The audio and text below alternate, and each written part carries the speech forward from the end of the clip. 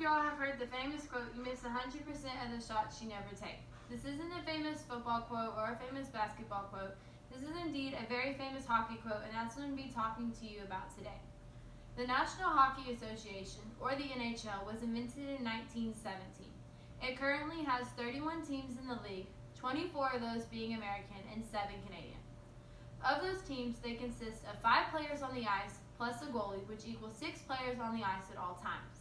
To make up those 6 players, you have 3 forwards and 2 defensemen. They play with a puck or a volumized rubber, which is 3 inches in diameter and 1 inch thick, and it is kept frozen to make it bounce resistant, according to Pure Hockey. If it wasn't kept frozen and it was kept at room temperature, it would bounce and roll all over the ice, which would make it very difficult to play with. The ice is 3/4 of an inch thick and it kept about 16 degrees. This is to keep it at proper hardness. If it was any thicker or any warmer than that, it would be very soft and too thick to play with, which would make the game very slow. So, moving on to some of our basic rules, I drew a diagram of a hockey rink to kind of help better understand and explain the fundamentals of the game. Would any of my audience members like to help hold my sign? Thank you.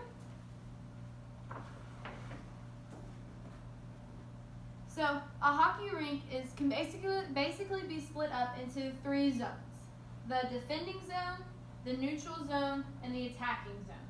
And the direction of play is to your left. Now, hockey consists of 3 20-minute periods. So, some of just the basic fundamentals of a hockey rink is each one of these red circles in both the defending and the attacking zone, these are called face-off circles. So, at any point the game is paused or needs to be restarted, the referee will drop the puck inside one of these 4 face-off circles.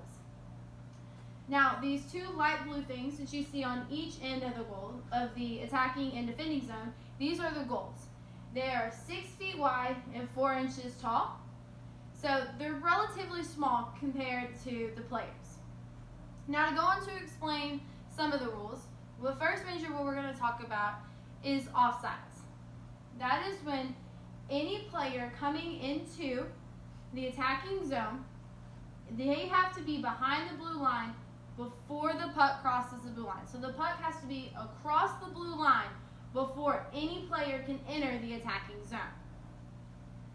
So that is offsides. Now on to icing. Icing is when the puck crosses the red line, the blue line, and the red goal line of either the neutral zone and the attacking zone or the neutral zone and the defending zone. So if that happens, the game is stopped and the play goes back to the other zone to do another face-off. And this is to keep teams from, whenever they have a face-off in their zone, just throwing it down the ice to get it out of their zone. It kind of keeps the play regulated and kind of prevents them from doing that.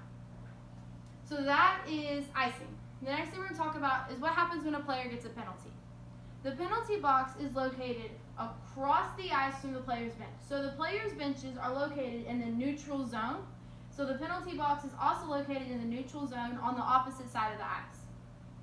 Inside of the penalty box, there is an official referee who keeps the time that the players were in the penalty to make sure that they serve their full amount of time.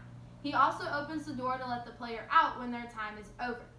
In a normal minor penalty, the player will sit in the penalty box for 2 minutes. And then after his 2 minutes, he gets to come out and join his team again. But while he is inside the box, the other team has a 1-man advantage, and this is also known as a power play. So those are the basic fundamentals and 2 major rules of the hockey game. Are there any questions from my audience about some of the rules I explained? So on icing, I was confused about the puck. Does the puck have to go all the way across the blue line, part of the way across the blue line? Or is it the player that can only go part across the blue line or halfway?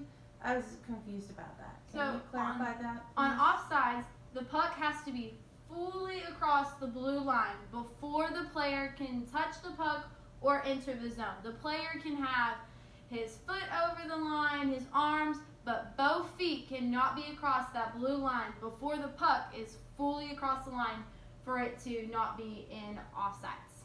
Thank you. So I hope this video helps kind of explain some of the basic fundamentals of hockey and kind of just better rounds your knowledge, and next time you watch a hockey game you have a little bit better idea of what's going on.